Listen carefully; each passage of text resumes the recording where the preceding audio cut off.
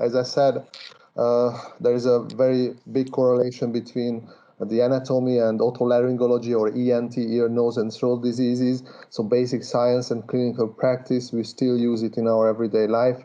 And I would like to show some slides and some aspects that we still use. And as you know, first of all, the nose, it's not just aesthetic organ that we have, but also it has a lot of functions. Obviously, breathing. Anatomically, if it's blocked due to a septal deviation or due to any other anatomical problem, such as concabullosa, for example, which is anatomically enlarged, then this will cause a patient's breathing problems through the nose. So it's good to know the exact anatomy in the nasal cavity. Or we smell with our nose. And why we sniff? Because anatomically the smell buds organ is up in high up in our nose at the lamina cribrosa area. So that's why we sniff air. So the air turbulates and goes up to the fila olfactoriae. So that's sniffing. Phonation, believe it or not, the size of our nose, the volume of our nasal cavity and the sinuses will determine very much our tone of voice. So that is very unique for everyone, and that is because partly because of the shape and cavity of our nasal structures. Heating, moisturizing, cleaning also is a part of the nasal function, which is also due to anatomical aspects, because there is a lot of blood supply in our nose, which will heat up the air that we inhale, for example. Or there are direct connection with the external carotid artery and the internal carotid artery, and sometimes we apply medications through our nose because it directly goes and reaches our brain, for example, through our nasal cavity. That's why we apply there. There are a lot of glands in the nasal mucosa, and it's a ciliated cells covering it, because it will moisturize, and obviously it will clean by the ciliated movements our nasal cavity all the time. And if it fails, then it's a huge problem in the clinics, because the nose will dry out, the nose will be crusting, and it's the quality of life of patients who have bad nasal mucosa is very bad, for example. And as I said, a lot of things absorb from our nose, like drugs, medications, and so on. That's why we apply. And it is also due to the highly rich blood supply of our nasal cavity. Anatomic structures such as nasal bridge is very important, not just for aesthetic reasons, but also, for example, it's a good tool to diagnose someone with Down syndrome. When we do a 3D ultrasound nowadays, we are able to see, for example, in the right upper corner, you see an infant or a small baby still in the mother's uterine, and then you can see that there is a nasal bone is visible here. That's totally normal, but on the lower picture there is no nasal bone, and it marks or it can be a sign of a Down syndrome, for example, just the missing of this nasal bone. So it's a diagnostic purposes it has. Today there are a lot of other anatomical abnormalities, for example, in the nose, that would suggest us some learning difficulties for the patients. And just by looking at the face of this child, for example, or this one, we would be able to see that the eyes are far apart from each other. It means that they have bigger telecanthus, it's called, or hypertelorism. It means that this child might be, just by looking the anatomical structures, we might say, okay, this is child is diagnosed to this or to that learning difficulty. So it's important anatomy from many aspects. Also aesthetics. You can see here on the left a woman with the saddle north deformity. You can see that the cartilage is totally missing here. The bony part is there, the cartilage is missing, and it's because the cartilaginous part of the nose on this lady is missing. It was due to a surgery Or these two guys, they had this one from a right side, this one from a left side, a punch, and it's a broken nose, an acute broken nose. And this can be set within 3 weeks. We can set back the bones to their normal position without doing any surgery. And then obviously the aesthetics is back and good again. If not, then we have to do, unfortunately, a rhinoplasty surgery. Also very important that if you get a nasal trauma, then your nasal cavity inside might get hematoma, and usually it's a septal hematoma. So blood accumulates between the nasal septum, the cartilage, and the perichondrium. And if we know that the cartilage doesn't have its own blood supply, it comes from the perichondrium. So if the perichondrium detaches from the cartilage, then it will lead to the necrosis of the cartilage itself. So it has to be urgently placed back to its position. So we have to drain the blood out. We have to put packings in the nose in order to push and compress back the cartilage to the cartilage surface, the perichondrium. And it's also anatomic. Anatomy that you know that the cartilage is doesn't have its own blood supply and its perichondrium is important, and that's why you have to do this. Otherwise, it wouldn't be a problem. Also very important to know anatomy and to know the blood supply of the nasal cavity, because not just the veins but also the arteries are common. And as I said before, if you know the arterial and venous blood supply of the nose, then you would know that certain areas, for example, this triangle, if you have any lumps or bumps or pimples or whatever, and a bacterial infection in this region, then it can spread very easily directly through these veins or through these arteries into the intracranial space, especially the cavernous sinus, and you can get thrombosis, for example, just by a nasal furuncle or any other sinus infections, so nasal cavity infections, sometimes dental infections, so teeth infections. You can get cellulitis, you can get the bacterial or infectious spread through these arteries and veins into the intracranial areas. And then this is only possible if you know that there is a connection between the two systems, the carotid external and the carotid internal area, and this happens in the nasal cavity and the lips and so on. So this again is anatomy knowledge that will lead you to this problem to solve, basically. This guy is just show you that this guy looks, the nose looks more or less normal, but if he presses his own nose, you can see that there is no cartilaginous framework in this guy. So the septal cartilage, the ala cartilages, the upper lateral, lower lateral cartilages of the nose will hold the nose and nasal cavity a normal structure, and so the breathing is okay. But if it's missing, this guy was not able to breathe properly because the cartilaginous framework was not good. So we had to take ribs out of him and then build up his nose again to have a good nasal breathing. This is another woman's nose. This is a plaster of Paris. Afterwards, a plate that holds the nasal bones together after the surgery. You can see some bruises under the eyes. It's due to the surgeries, but then afterwards the patient breathes well with the new cartilaginous framework that was built in. For this guy, sebaceous glands. There are a lot of sebaceous glands in the nasal cavity or on the nose, on the surface, and sometimes they get hypertrophy due to, they say it's due to alcohol, but it's not true.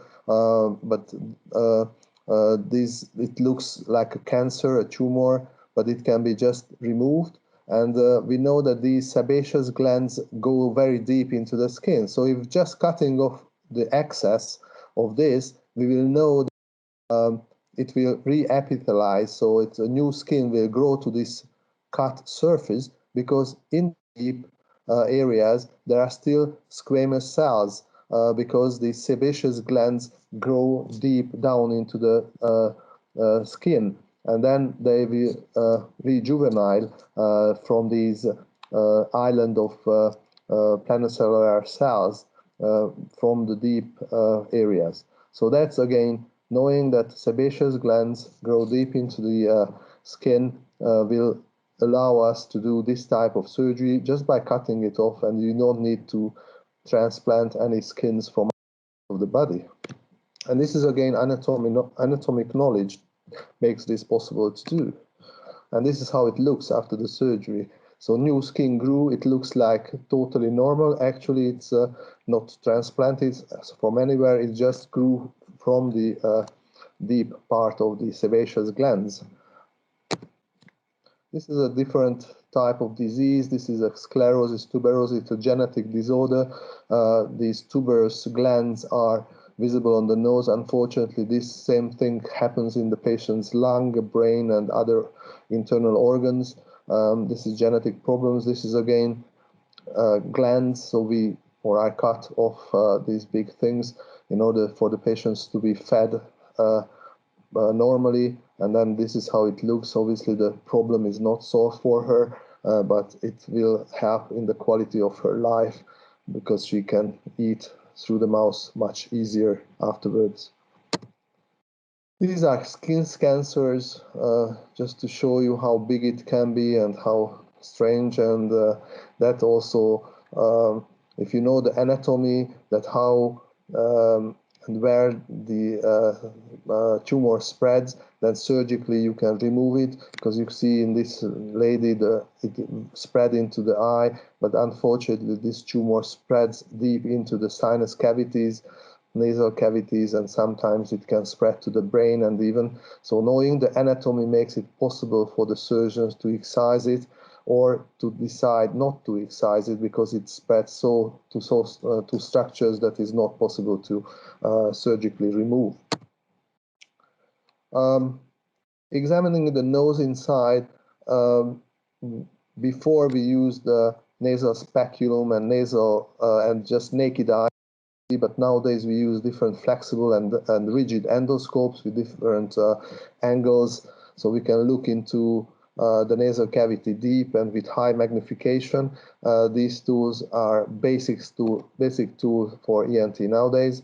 And if you look into the nasal cavity again, you find a very anatomy, and you can see that whether the nasal septum is deviated or the turbinates are big, and that's causing the patient, let's say, a nasal blockage, or you can look all the way through the nasal passages on the lateral wall, for example, of the nasal cavity, and you have to know the anatomy even as a surgeon, because we should know the ostium, so the entrance of each nasal cavity and the sinus cavities, in order to see where the problem arises from. So, for example, if you see let's say a mucopurulent discharge coming from under the middle turbinate, then if you know the anatomy, then you know that anatomically the maxillary sinus, the anterior ethmoid sinuses, and drain here, and then you should know that, okay, this patient might have a maxillary sinus disease, for example. Or if you see any pus coming from under the inferior nasal turbinate, inferior meatus, then you should know that, okay, the nasolacrimal duct opens this area, so then we have to look for the problems around the nasolacrimal duct or in the lateral angle of the eye. That might be dacryocysteal rhinitis in present, or so on. So that's how. Or if we look deeper, we know that, okay, deep in the postnasal space, so nasal pharynx or epipharynx, the eustachian tube opens, and if it blocks by any structures, then you might end up with an ear disease. So patient might come to you with an ear problem, and actually it's a problem of the nose, but it's secondarily an ear was infected due to the blockage of the opening of the eustachian tube in the nasal cavity, actually in the postnasal space. and so on. So knowing anatomy is very, very important in our everyday life. So please, from anatomy, when you learn the nasal cavity, you have to know, and I will talk about that a little bit later too, that you have to know the anatomy well in order to set up diagnosis and to treat the patient later on. For example, here you see an endoscopic picture. This is the septum. This is left nasal cavity. This is the septum in the midline. This is the lateral wall. This is the middle turbinate. And you can see that under the middle turbinate you have this huge polypoid tissue, infections, chronic infection. This will block the maxillary sinus, the ethmoid sinus, the frontal sinus. So that secondarily, this polyp will cause secondarily infections in these sinuses. Also, there are polyps between the middle turbinate and the septum, and that obviously will cause problems to the sphenoid sinus and the posterior ethmoid sinuses. So this patient actually has a chronic rhinosinusitis, and to do a surgery to remove this, you have to be well aware of the anatomy, especially because everything is very close. The brain, the eyes, all the other structures. So you have to be careful when you do surgeries, and without knowing anatomy, you shouldn't do that. This is a sagittal X-ray for a patient. You can see how well anatomic structures are visible by these scans, and because we are ENT, you look into the nasal cavity, everything looks fine here, but there is something here. You see, there is the sphenoid sinus in the very back of the nose of the patient is blocked. It's full with some mucus, and this patient had an occipital headache. So this here, she had headache, and it was due to an infection. And you can see how close the brain is, how close is the hypophysis, pituitary gland here, how close is the brainstem. So if this infection spreads to the brainstem, or even back to the nose or down to the throat, this will cause a problem for the patient. So, and actually, if you just look into the nose of the patient, you see nothing.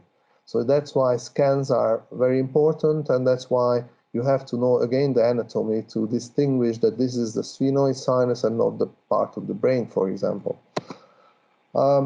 As I said, sinus is important. You can see how anatomically how these structures are related to each other. This is brain here, this is brain here, this is a cribriform plate here, and it's a millimeter or less thickness of the bone here. So very easily it can break if you do surgeries, or if infection can spread. So this is brain 1 millimeter apart, it is already nasal cavity. So you are very close to the brain. You can have a CSF, so cerebral spinal fluid leak, for example, if infection spreads there, or if you do some surgically incorrect maneuvers. But the same applies to the eyes, very close. This is a sinus, ethmoid sinus, air cell. This is already the eye itself. So it's very close to each other, the relationship. Not just the eyes, the brain, but also the palate is close. So the hard palate, you can see here there is a mass lesion, and the palate bone is very thin already, and then things can spread into the oral cavity or down into the oral vestibule because of any problems. But it can cause vice versa. So a dental infection can spread into the sinuses because also close relationship.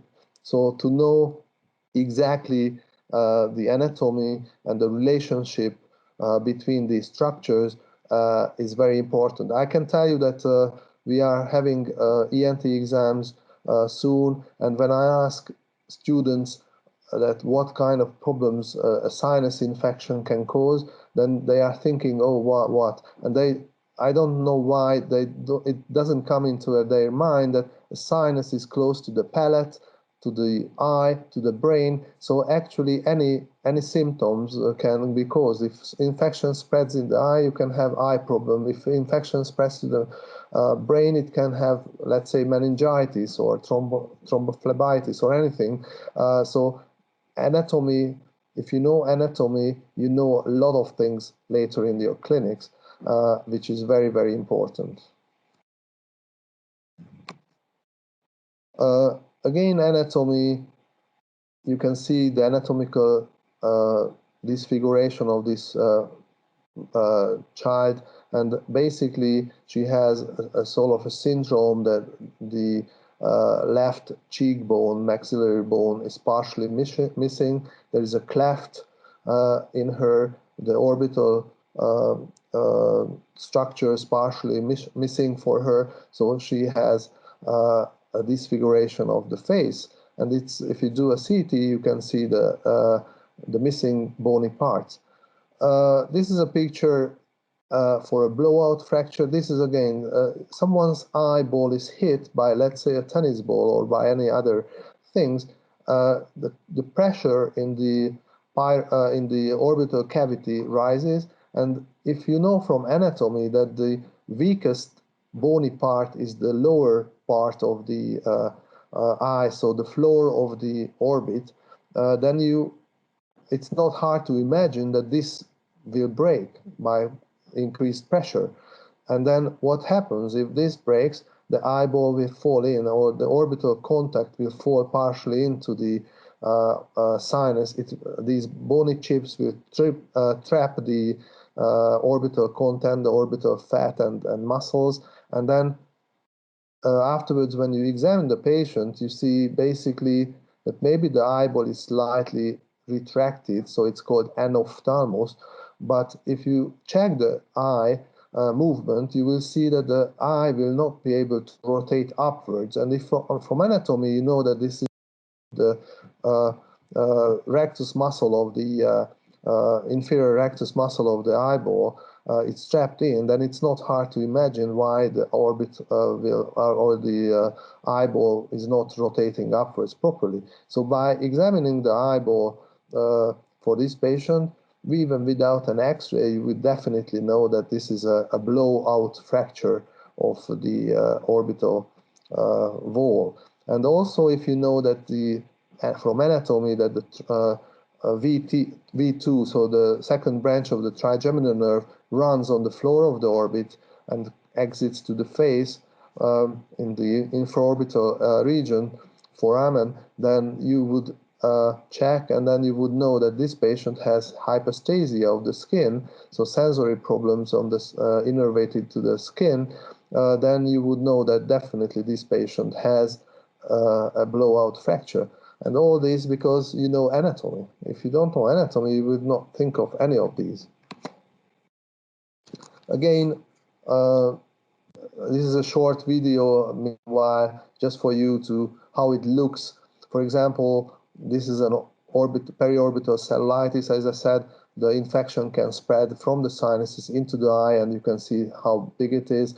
But this is a blowout fracture on the left, down here, orbital contact in the maxillary sinus. And here I want to show you that this patient had previously surgeries, and the eye was became blind, and we checked and we saw that in the orbit, in the very back of the orbital cavity, you see this pus coming out.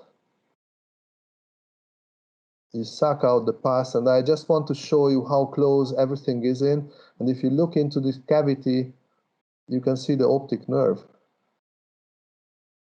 there, and it was full with pus, a preformed cavity by the pus, and unfortunately the patient was already blind when he came to us, but this is how it looks, the optic nerve. Obviously don't see it every day, fortunately. This is decreased rhinitis. This is on the right lower left corner, a bulge here, and if you know anatomy, then you know that this mucopurulent discharges and goes into the inferior nasal turbinate, because the nasolacrimal duct opens to the inferior meatus. So again, anatomy, anatomy, and anatomy again. Epistaxis, very common problems for everyone. Probably everyone had an epistaxis, so it means nosebleeds in your life. Very frequent problems, as you can see on the slide.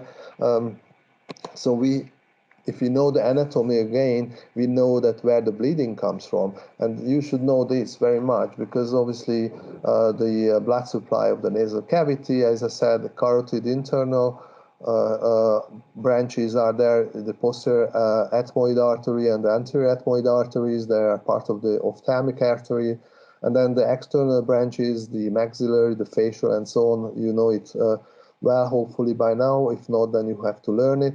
And these arteries are joining up each other on certain locations, so they create a arterial plexus or sometimes venous plexus, and then it's a predisposing space for the for nosebleeds. And if you know that, for example, in the anterior septal area there is this Kissel-Bach plexus or locus, or in English literature they call it Little's area, then this is most often the nosebleed arise from this area, and then you have to do the treatment to this area in order to stop the nosebleeds and so on.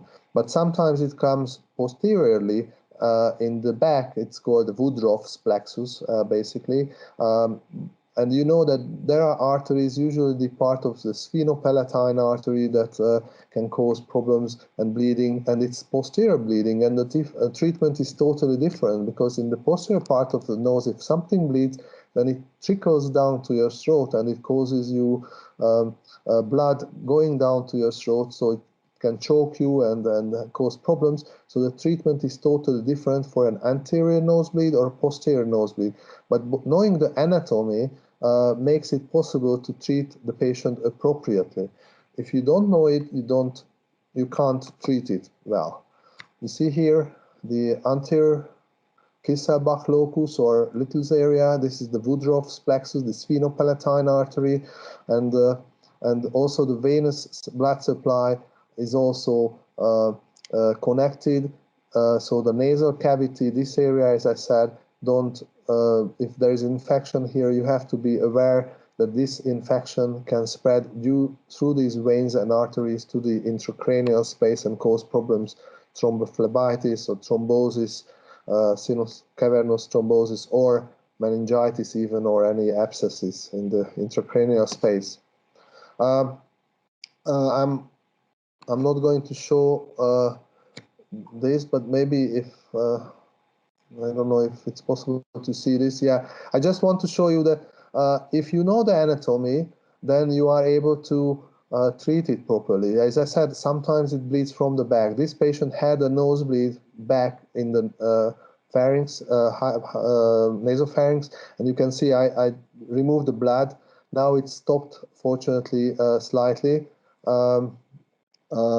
And if you know the anatomy, then you can find the sphenopalatine artery, and that's what I'm doing endoscopically now, that I know that the sphenopalatine artery comes from the maxillary artery, which is in the back wall, behind the back wall of the maxillary sinus. So I will explore that area, elevate the mucosal membrane, and I will find basically, I don't know why it stops, but I will find basically the exit point of these arteries.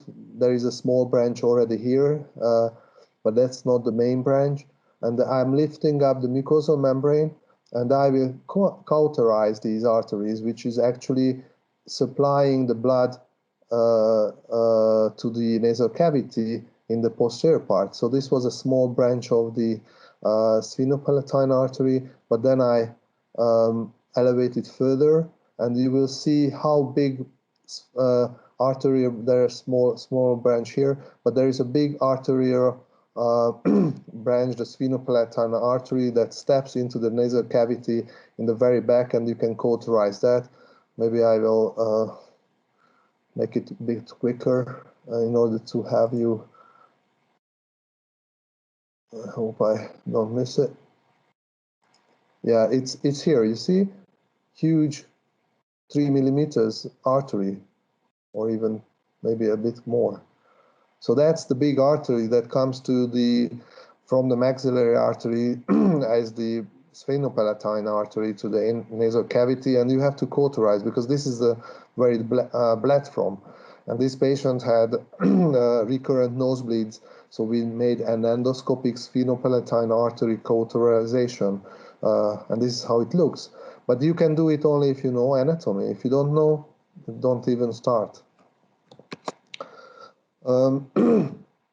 I told you about nasal blockage. Many people suffer of that, and knowing anatomy again important because you know why it's blocked. The septal deviation, big turbinates, and so on. And you know that anatomy has a lot of functions. I told you to heat up the air and so on. And it's functionally there is a turbulent flow in our nose because of the nasal turbinates. It makes it turbulent, the airflow that goes into your nose, in order to have time and place and surface to heat up, to moisturize, to clean the air that we breathe in. Imagine that when there is minus 10 degrees outside and you breathe through your nose, and the air that you breathe through minus 10 degrees, by the time it reaches your lung, it will be 36 degrees.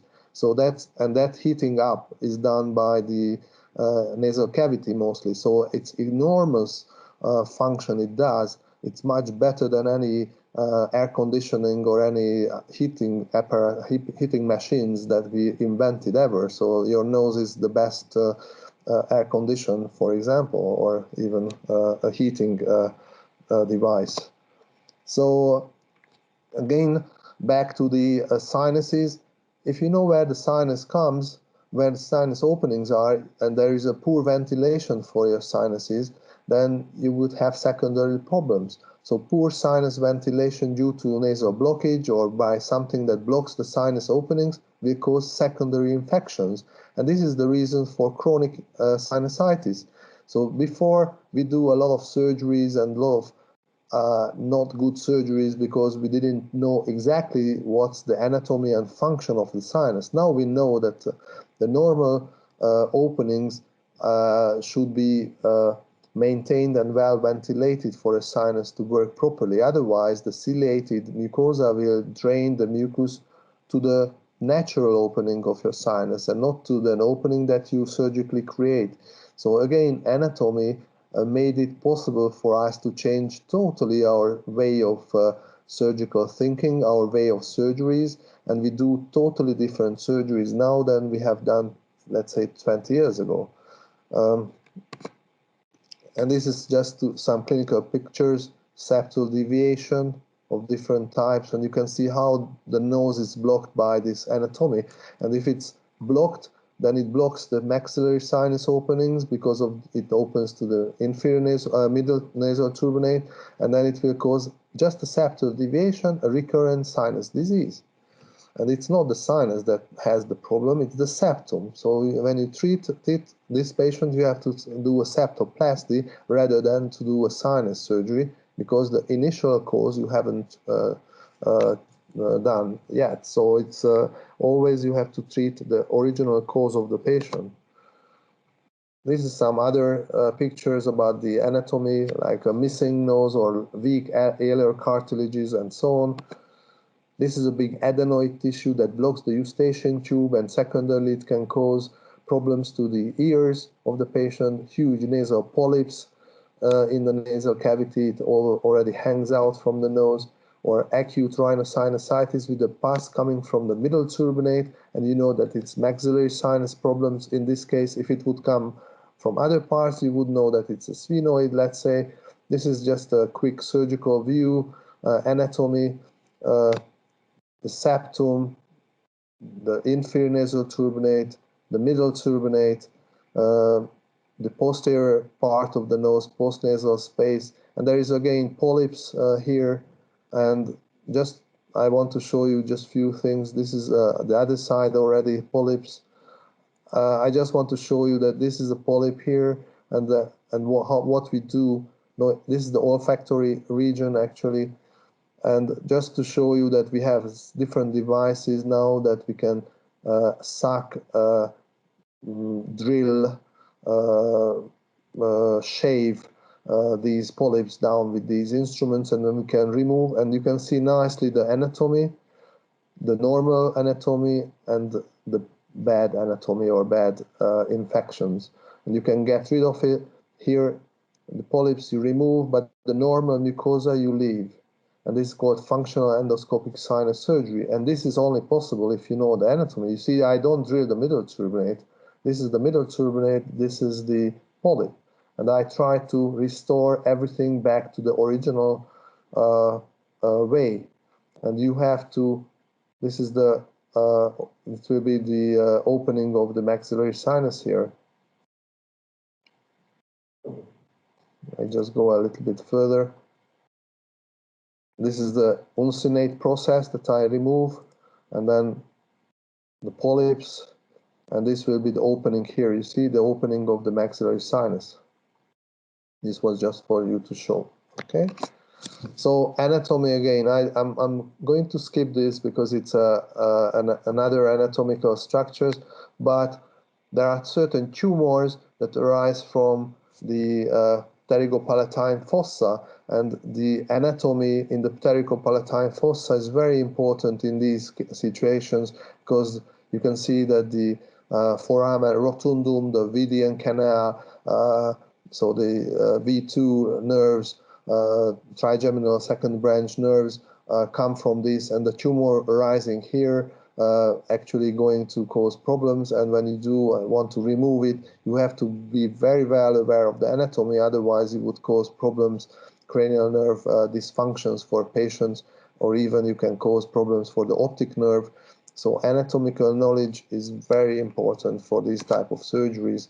I don't want to go to the anatomy of the Pterygopalatine fossa, but believe me, in endoscopic sinus surgery, we need to know it very well in order to prevent any complications during surgery. So please be aware of this. This is a patient with a child with a huge tumor rising from the Pterygopalatine fossa. This is called juvenile angiofibroma, very bloody, bleeding tumor blocking the entire postnasal space and the nasal cavity of this child, not being able to breathe properly. You can see this tumor here, very bloody, and you have to embolize. You see this is a tumor, very rich blood supply from, you have to know that it's the carotid internal or carotid external blood supply it has, and then you have to do an embolization to stop. This is an embolization, embolic materials go into these blood vessels, and then it's embolized. You can see it's not filling up with blood, but then afterwards, right away, you have to do the surgery to get rid of this tumor, otherwise it will recur again and cause problems. If you go to the lips, very important again, that to know the anatomy, just few things. If your blood supply or blood oxygen saturation drops, then it's immediately you can see cyanosis on the lips, and it's because there is a rich blood supply to your lips. Or you have to know that the facial nerve has a branch that goes to the angle of the eye, the oral cavity, the marginal branch of the facial nerve, and if there is a facial palsy or part of a facial palsy, then you can have sagging of your lips, and if you see these, then it can be the sign of infections. For example, in herpes infections, you can have facial branch or facial nerve palsy. So again, anatomy is important, and to know the rich salivary glands parasympathetic innervation is also very important to know from anatomy. We use it everyday life to know the parasympathetic innervation of the major salivary glands, and also the oral mucosa and lacrimal glands too. And if you, this is an important slide that we still ask from our students to discuss and to let us know about the parasympathetic innervation. That's important. Also, if you know the anatomy, then you sometimes see very short frenulum linguae. It's called tongue tie or frenulum brevis or short frenulum. It can cause disorders in speech when the child is small, but if in adults, it can be the sign of a scleroderma, so an autoimmune disease. So again, anatomy will help us to get to the proper diagnosis. Another thing, you know that the floor of the mouth is very rich with blood supply, and again, there is a quick absorption from here. So sometimes you use cardiac medications that you ask the patient to put under the tongue to the floor of the mouth, because you know that due to the rich blood supply of this area, this medication will absorb to the bloodstream very quickly. So it will detour basically the metabolism of these medications from the liver, for example, because this area, what absorbs is not directly going to the arteries of the liver. So this is a very, very important rule that we use in delivering medications to patients, especially cardiac medications. Tumors, anatomy, again, I brought these pictures because sometimes if you do head and neck, not sometimes, all the time, when you do head and neck surgery, there is a rich anatomical knowledge that you need in order to do surgeries in this area and to do surgeries without complications. If you don't know anatomy, you shouldn't do anything of this, but it applies to every field of medicine, I think. So anatomy is very important. You should know the anatomy due to we still ask it from the students, and we do it every day to check the patient's tongue. As you see in Chinese medicines, they said it's the mirror of health, but to know the motoric innervation of the tongue and where it deviates, you have to know which side it is palsy, because you know that the genioglossal muscle, it pushes the tongue out, and if there is a palsy, then the tongue tip deviates to the paralyzed side. And this is something that we still ask from the students, and many times they don't know it really, but you should remember that the innervation of the tongue and also the muscle that is doing the motoric outcome or motoric function. This is a few pictures of the tongue. So sometimes it's edematous due to malignancies.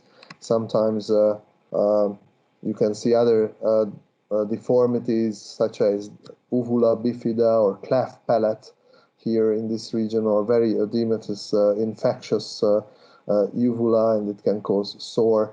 And knowing the anatomical structures and the innervation of the soft palate, very important sign. For example, if you have no gag reflex or there is an asymmetry in the soft palate movement, it can be the sign of a stroke, for example, or sign of any intracranial problems. So again, important. And of course, it's very important other structures like tonsils, the adenoids and the lingual tonsils.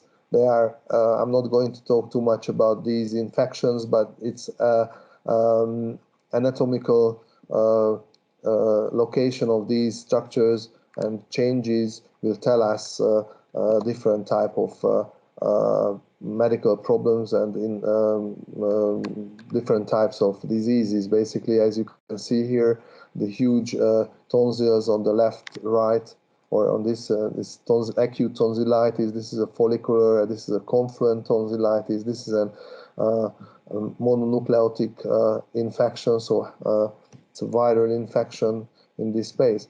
And the reason I brought this here, because many times these common tonsillitis or sore throat will end up with an abscess, and it's called peritonsillar abscess. And it can be a very dangerous situation because this peritonsillar space is connected from anatomy with other spaces like parapharyngeal or retropharyngeal, and all these connects to the mediastinum, and then the infection that is present on the tonsils will easily go in these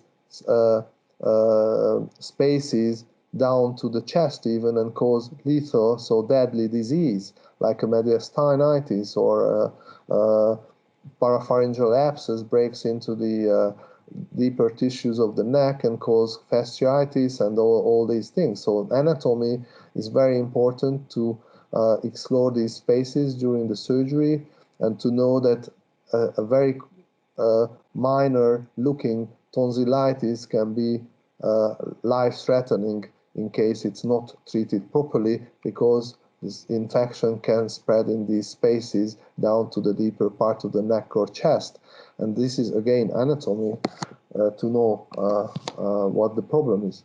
Tonsillitis, tonsillectomy, I'm not going to go into that, but again, on surgery, you have to know the blood supply of tonsils, because the most often and lethal complication is post-tonsillectomy bleeding, and it bleeds because of one of these arteries are injured and bleed, and if you don't know where they are, where they run, how big they are, how severe they can bleed, then you can't really treat it during surgery, and it can cause the patient's death. Nasopharynx, I told you already, the most often is a nasopharyngeal problem causes a blockage of the eustachian tube, and the secondarily a problem with the ears, and the patient comes to you like an ear problem, like hearing is not good, and actually if you know anatomy, you will find that this patient has a nasopharyngeal cancer, and you just saw a fluid behind the drum, and actually the patient ends up with the nasopharyngeal cancer. And knowing the anatomy, you have to know that if you see this type of problem in the ear, then you have to and must see the postnasal space with an endoscope to exclude any malignancies. And many times it's not done by the doctors. So knowing anatomy and prepare yourself to know this, then you will be a much better doctor later on if you know that you should check. Epiglottis or larynx, again, we have special instruments to check. It's very important, and again, important to know the function of the larynx, the vocal cord movements, because it can cause problems for the patient. And if you know how that the larynx is, for example, the vocal cords, the editus larynx, how it looks, that's the narrowest part of the airway, and anything that happens in the vocal cords might cause hoarseness, might cause obstruction and stridor. The innervation, if you know that it's a recurrent laryngeal nerve that innervated, how the muscles are innervated, then in these cases we can help the patients with surgery to restore the function of the larynx. And if we know the anatomy, we are able to maintain airways for the patient. It can be crucial if somebody has, let's say, an upper respiratory tract obstruction, totally blocked, the patient actually dies in a few moments, then you know how to help. And you have to do a conicotomy, for example, and you have to know the anatomy, where it is, where is the ligamentum conicum, where the easiest access from externally through the neck to the airways. And it's an emergency situation, you have to do this procedure to save the life of a patient. Obviously, a tracheostomy, when you do a hole on the trachea, it's a surgical thing, but to do a hole on the ligamentum conicum, cricothyroid ligament, then it can be life-saving procedure even on the street. So again, anatomy is important in these cases. Okay, yeah, I'm not going to talk about that. This is just a picture that's a laryngeal adduction reflex. Anything that touches the superior part of the larynx, the supraglottic, even just a small piece of food or some air jet, then the larynx will adduct, so close, in order to prevent aspiration. And this is again due to anatomy and reflexes and anatomic innervation of the larynx, which you should know which muscle is innervated by which vagus nerve, the superior or inferior vagus nerve, or laryngeal nerve, sorry. So laryngeal nerve palsies can happen due to surgeries, due to virus infections, due to cancers, due to central pathologies such as any intracranial problems. And there are some cardiovascular or cardiac problems that can cause recurrent nerve palsies.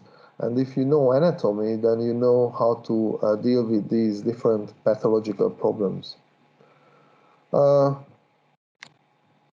Just a quick relation between the larynx. You know anatomically that the larynx is very close to the esophagus. It actually rotates almost around it. And this close relationship makes it possible when you have a sore throat, for example, and you feel that your throat is painful and it's infected, then it's very good to drink, for example, a hot tea. And why? Because the heat that goes down into your esophagus will actually heat up the larynx, which makes your larynx problems ease slightly. And that's the anatomy that explains you the reason why it's a good hot tea is like a good medication for laryngeal problems, because the close relationship between the two structures. This is just different pathologies of the vocal cords. This is an immobile, not moving vocal cord. This is a vocal cord when during phonation. This is edema of the vocal cord, and this is a cancer, and this is also a cancer of the vocal cord. I hope I quickly could present you some aspects that we meet in our everyday life still after working as an ENT for almost 30 years. So please take on Mrs. Andrea's advice and learn anatomy as much as possible. This is a very important topic and very important subject, basic science. Even if you are not ENT, you will use that in everyday life later on as a doctor. I can assure you of that. So please prepare yourself as much as possible, because it will be much easier for the rest of your curriculum to absolve, because you have a good anatomical basic science knowledge. Thank you for your attention.